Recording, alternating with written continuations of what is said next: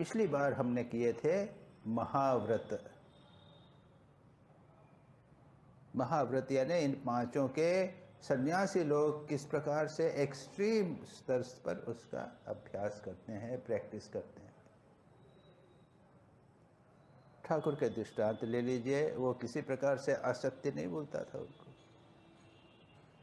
एक दिन अगर बोलते हैं कि 2 बार मैं शौच को जाऊंगा, तो शाम को शौच की इच्छा न भी होवे तो फिर वो गाड़ू लेके और झावतला तक जाते थे। नहीं खाऊंगा तो भूख लगेगी तो भी नहीं खाऊंगा, अगर मैं और कुछ नहीं खाऊंगा, वो को सिर्फ लूची खाऊंगा, तो लूची खाया और मिठाई नहीं खाई। यानी जैसा बोला उसके अनुसार किया, और जैसा था वैसा उन्होंने बोला। गए थे और कुछ बात हो गई, तो उन्होंने कहा कि अगर मैं उसको बोल दूंगा तो फलाने फलाने का नुकसान हो जाएगा।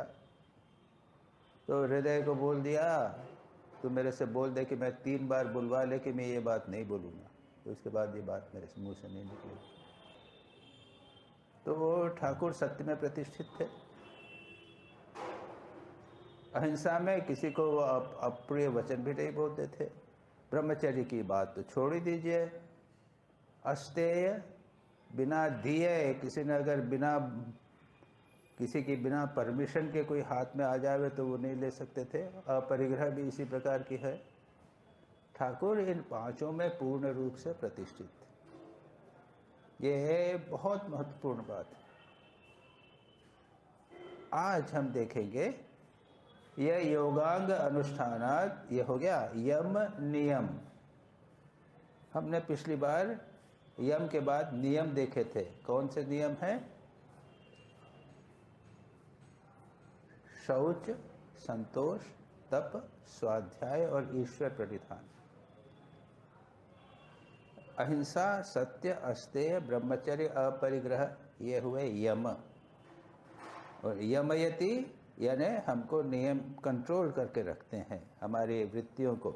और नियम क्या है कि वो हमको नियम बनाते हैं, निष्काम धर्म की ओर हमें प्रेरित करते हैं, इसलिए उसको नियमयति, प्रेरयति, प्रेरणा देते हैं। संसार के जन्म के हेतु काम्य कर्मों से निवृत्त करके मोक्ष के हेतु निष्काम कर्म में जो लगाते हैं उनको नियम कहते हैं। नियम जानते हैं ना, अपन रूल्स रेगुलेशंस बनाते हैं। नियम कौन से नियम है?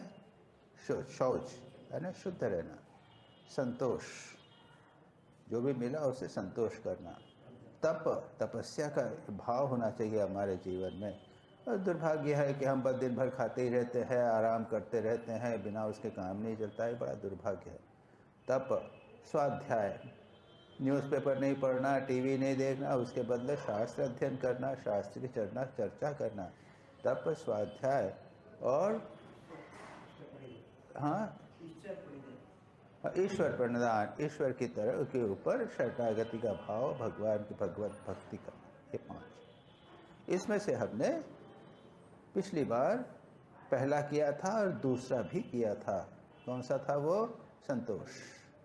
संतोष किया था। और फिर मैंने कहा था कि संक्षेप में उसको कल अपने इस बार हम देखेंगे संतोष को कैसे अपने जीवन में उतारना। थोड़ा सा, और कुछ नहीं, ज़्यादा कुछ नहीं है उसमें। ऐसा है कि मानसिक दृष्टि से हमारे जीवन में संतोष अवश्य होना चाहिए। हमारा दुर्भाग्य यह है कि हम कभी भी संतुष्ट नहीं होते। कभी कभी कुछ शौक भूख की इच्छा की पूर्ति हुई कि थोड़ा संतोष हुआ, और उसके बाद में फिर हमारे जीवन में असंतोष और चिंता आ जाती है, मन चंचल हो जाता है। तो इसलिए गीता में कहा है, संतुष्ट सततम योगी यदात्मा दृढ़ निश्चय, है ना, स्थित प्रज्ञ के लक्षण बोलते हुए कहते हैं। वहाँ सततम संतुष्ट, सदा सर्वदा हमें संतुष्ट रहना चाहिए। ये बहुत महत्वपूर्ण है। अब उसको कैसे करना के लिए सबसे पहले अपने मन में संतोष को दृढ़ रूप से आपके महत्व को बिठा देना।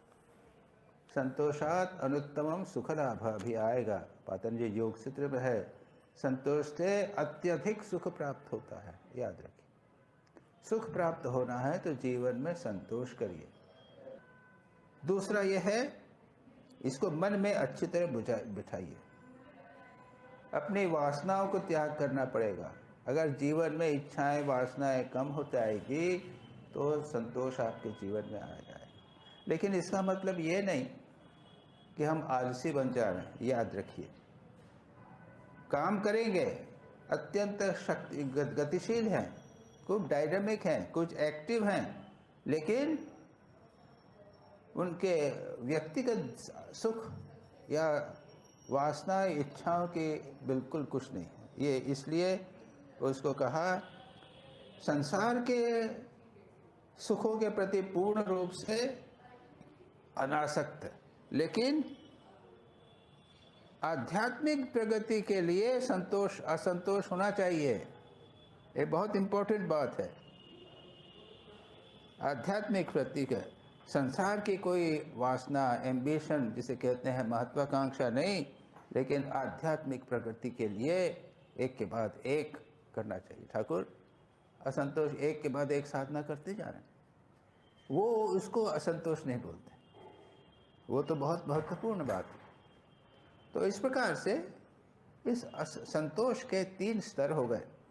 उच्चतम स्तर है वो है आध्यात्मिक अनुभूति के द्वारा जो हमें संतोष प्राप्त होता है।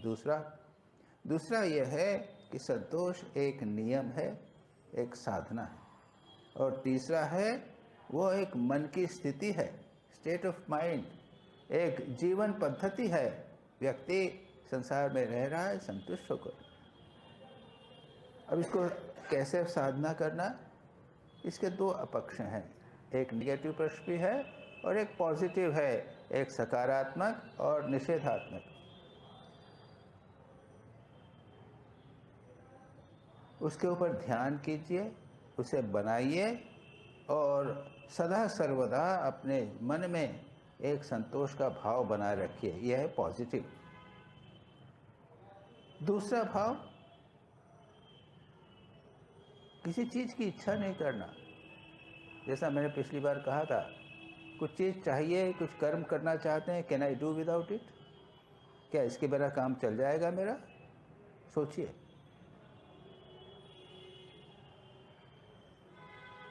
जो मेरे पास है वो पूर्ण है, संतोष अच्छा है, उससे अधिक मेरे को क्या चाहिए? नाम यश की दृष्टि से, सांसारिक भौतिक वस्तुओं की दृष्टि से, संबंधों के दृष्टि से, तीर्थ आदि के जाने की दृष्टि, अगर तीर्थ की इच्छा हो गई तो तीर्थ घूम ही रहे, जीवन में संतोष नहीं है, ऐसा नहीं। अरे भाई मैं काशी में हूँ, बड़े आनंद में हूँ, और क्या चाहिए? फिर संतोष हो। और फिर ये याद रखिए, बार बार कहना है कि सभी वासनाएं कभी शांत नहीं होंगी, एक के बाद एक वासनाएं आती रहेंगी। वो ययाति का जो है, न जातु काम कामानां भोगे नोपि शांति, भोग से कभी भी संतोष नहीं होता। और उसके बाद में ये हुआ संतोष की साधना की बात। अब इसके बाद हमने तप, स्वाध्याय, ईश्वर प्रणिधान, ये तीनों की चर्चा पहले हो चुकी है।